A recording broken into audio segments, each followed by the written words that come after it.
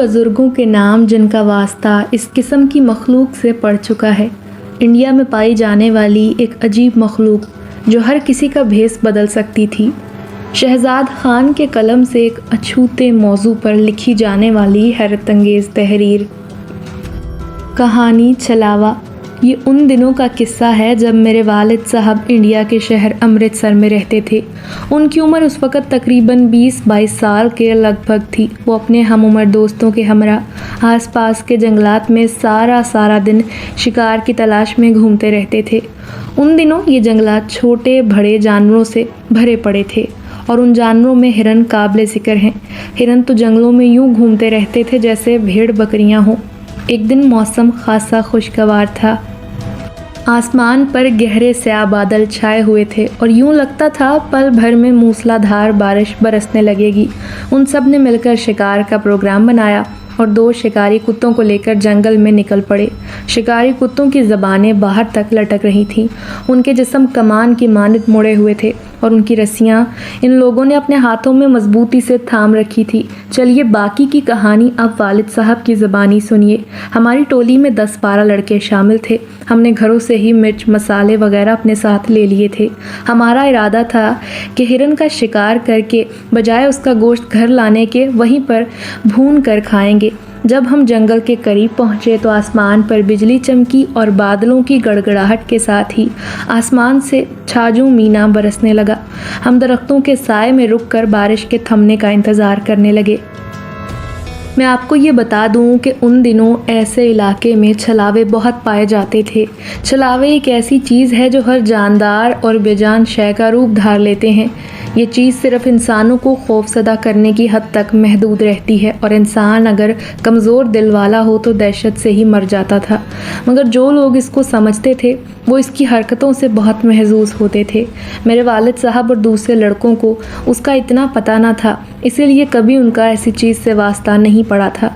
अभी वो सब बारिश के रुकने का इंतज़ार कर रहे थे कि उन्होंने एक हिरन का बच्चा देखा जो बड़ी बेचैनी के आलम में बारिश से बचने के लिए इधर उधर भागता फिर रहा था। हमने आओ देखा ना ताओ भागकर उसे घेर लिया और एक लड़के ने उसे बाजुओं में उठा लिया। बच्चा अपनी ज़बान में चीखने लगा, मगर हम तो खुदा का लाख लाख शुक्र अदा कर रहे थे जिसने बैठे बिठाए हमारे लिए बेहतरीन खुराक का इंतज़ाम कर दिया था। हम में से कुछ लड़के जंगल में दाखिल होकर सूखी लकड़ियां इकट्ठी करने लगे ताकि हिरन के बच्चे को ज़िबा करके उसका गोश्त भून कर खाने का बंदोबस्त करें।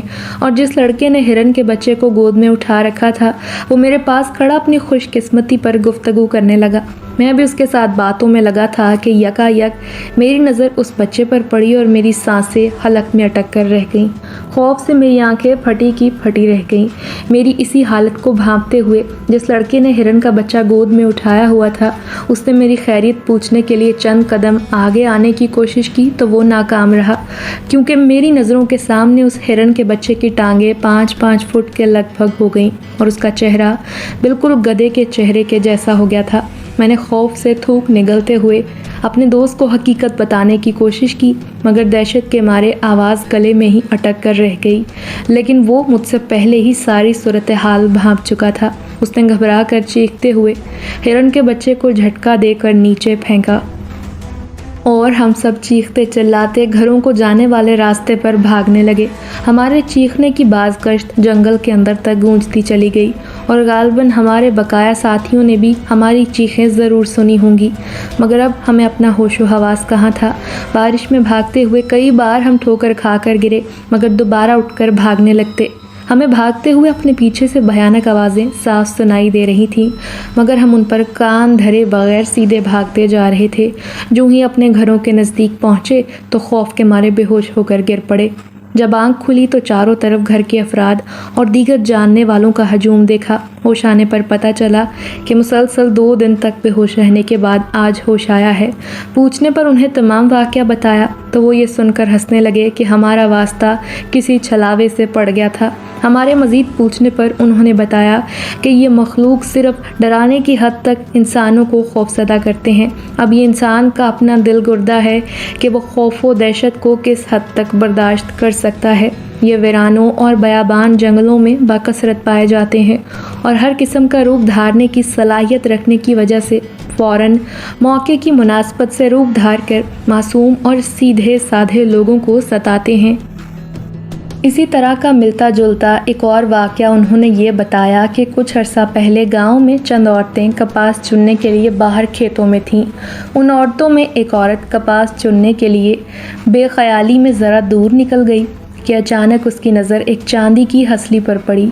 हसली एक ऐसा जेवर था जिसे औरतें अपने गले में काफ़ी शौक़ से पहनती थीं। ये चूड़ी की शक्ल जैसा बना होता था लेकिन एक तरफ से खुला होता था। उस औरत को जब ये मिला तो उसने सोचा कि शायद किसी दूसरी औरत का गिर गया होगा। उसने चुपके से उठाकर उसे अपने गले में पहन लिया और उस पर दुपट्टे की ओट कर ली ताकि किसी को पता ना चल सके। बाद में वो दूसरी कपास चुनती हुई औरतों के साथ शामिल हो गई।